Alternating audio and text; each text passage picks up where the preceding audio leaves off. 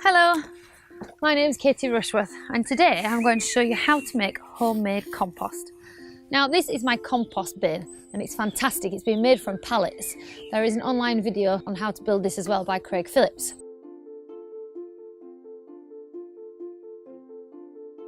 I'm going to show you what can go into your compost bin to make the most wonderful compost that you can use all over your garden for free. So first things first. As this has got large holes in the side of it, and ultimately when all my material is in here, I want to block out all the light. So I'm going to use this weed membrane to hold in the material and also create a cover to block out the light. So I want excess.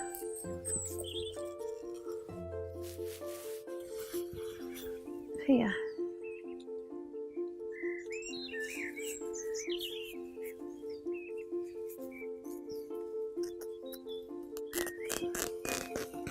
Now I'm just going to tack that in place with a few nails.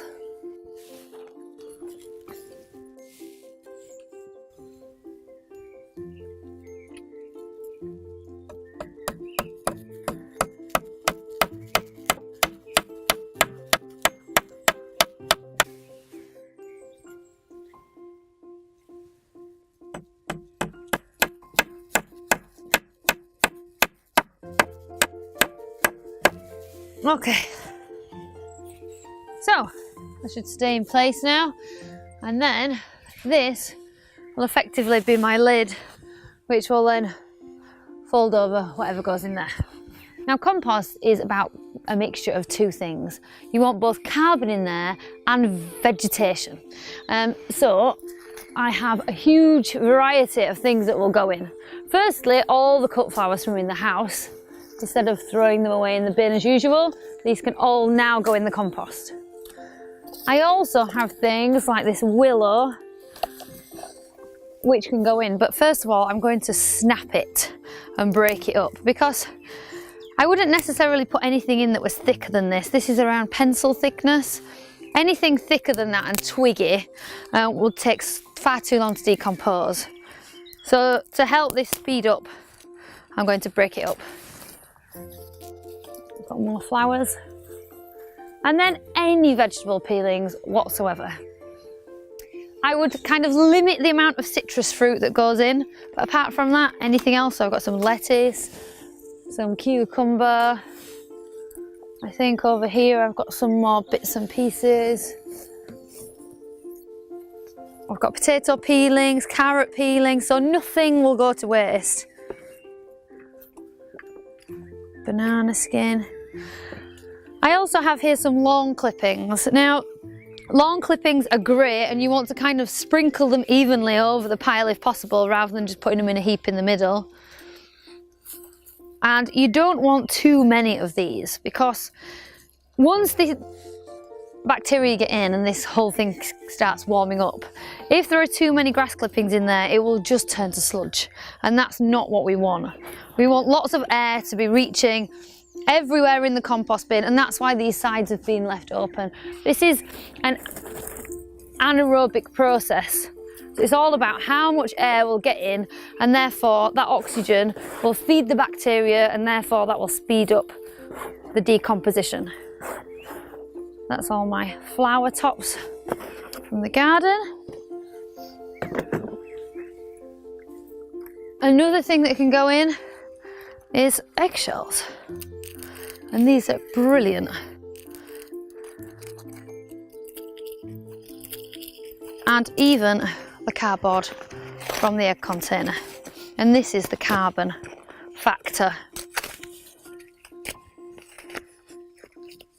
Another carbon option I have is paper. This has all been shredded, which is wonderful. If you have a shredder at home and you can shred paper, then all the better. Because again, it will just speed up the whole process.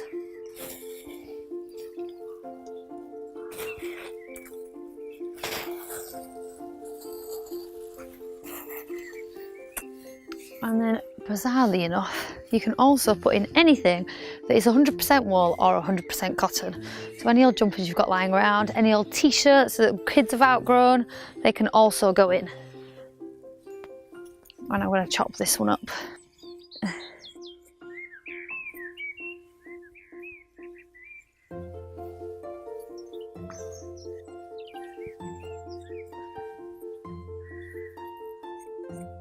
Now, to speed up the whole process, every week or so, you should come out and just check how moist your compost heap is.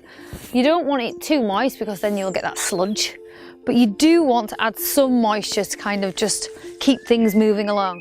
It's also a really good idea if you have a garden fork, if you shove that in and wiggle it around, and then again it gets more air and oxygen into the pile.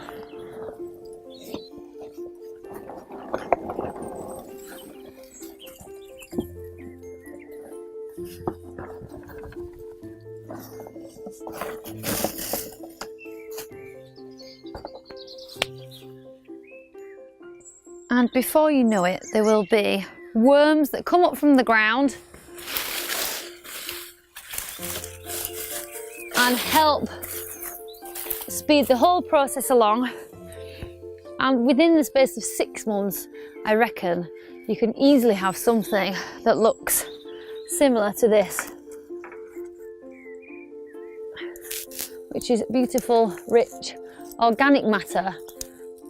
There's no better thing you can give your garden.